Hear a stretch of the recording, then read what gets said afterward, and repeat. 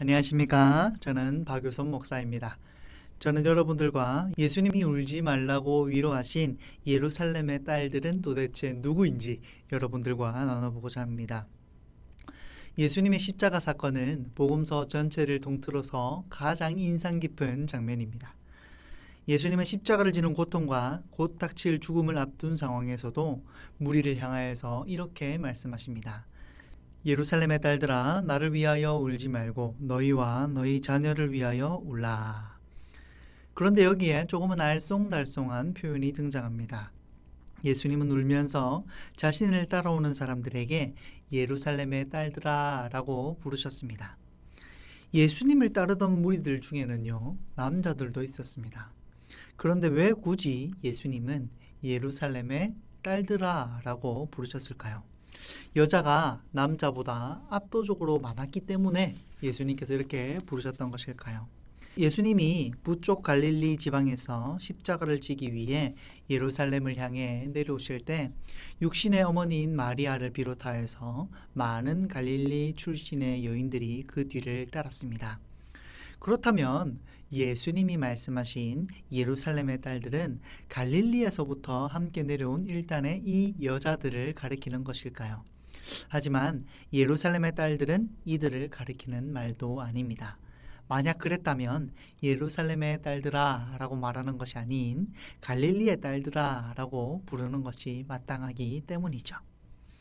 예수님이 골고다를 향하는 최후의 순간까지 자신을 따르던 사람들을 예루살렘의 딸들아 라고 말씀하신 것을 이해하기 위해서는 성벽의 도시와 또 그 도시에 딸린 주변 마을들의 관계를 알 필요가 있습니다.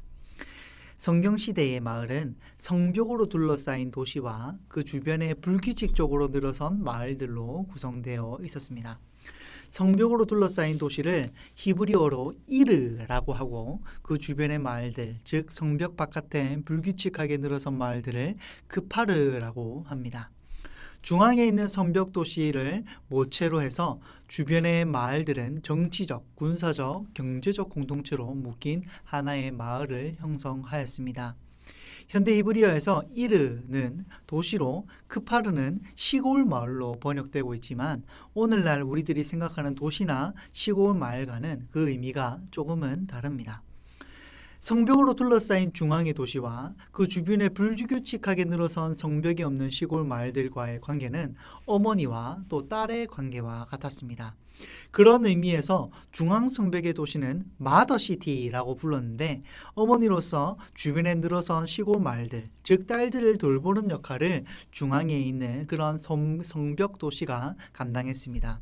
도시를 가리키는 히브리어 단어인 이르는 여성형인데 이 여성형과 남성형의 구분이 있는 모든 언어에서 도시를 뜻하는 단어가 여성형인 이유는 바로 이 히브리어에서 비롯되었습니다.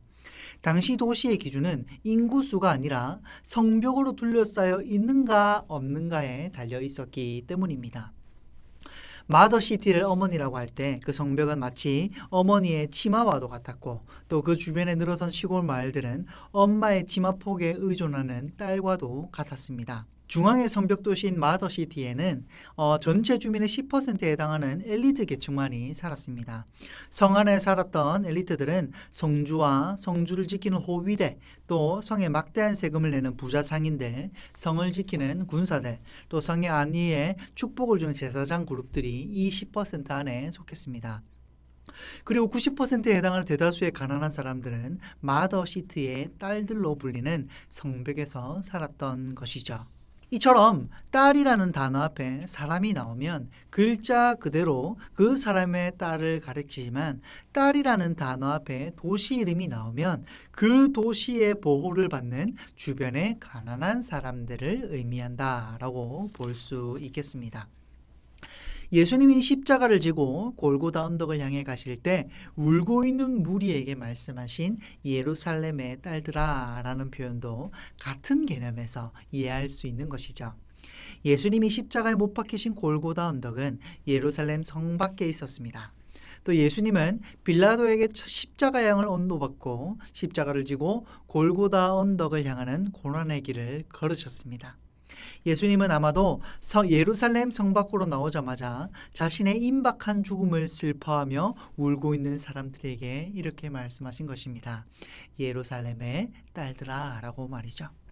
이들은 당시 이스라엘의 수도로서 견고한 성벽으로 둘러싸인 예루살렘 주변에 위치한 가난한 마을들, 즉 벳바게와 베다니 등 가난한 마을 출신들의 모든 사람들을 가리키는 말입니다.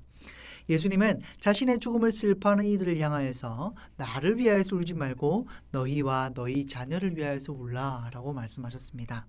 이것은 예수님의 십자가 죽음 후 곧 예루살렘 성이 로마군의 포위 공격을 받아서 멸망당할 것을 간접적으로 예언하신 것이죠. 그때에는 예루살렘 성 밖에 살고 있는 가난한 사람들, 즉 예루살렘의 딸들에게 재앙의 날이 될 것이기 때문입니다. 우리 사랑하는 성도 여러분, 이 배경에 대한 이야기를 듣고 나서 살펴보니 어떠신가요? 예루살렘의 딸들아, 나를 위하여서 울지 말고 너희 집과 너희 자녀를 위하여서 울라 라고 말씀하신 예수님의 그 마음이 느껴지지 않습니까? 예수님께서는 자신의 죽음을 위하여서, 자신의 사역을 위하여서 올라가는 그 와중에서도 우리를 생각하시고 연약한 자와 가난한 자를 위하여서 말씀하셨습니다. 이처럼 우리 예수님께서는 우리를 오늘도 긍휼히 여기시고 우리의 어려움을 아시는 분이십니다. 그러므로 우리는 그런 주님을 붙들어야 하지 않겠나라는 생각을 해봅니다. 자, 오늘 20강은 여기까지이며 다음에 더 좋은 제목으로 여러분들에게 인사드리겠습니다. 안녕히 계십시오.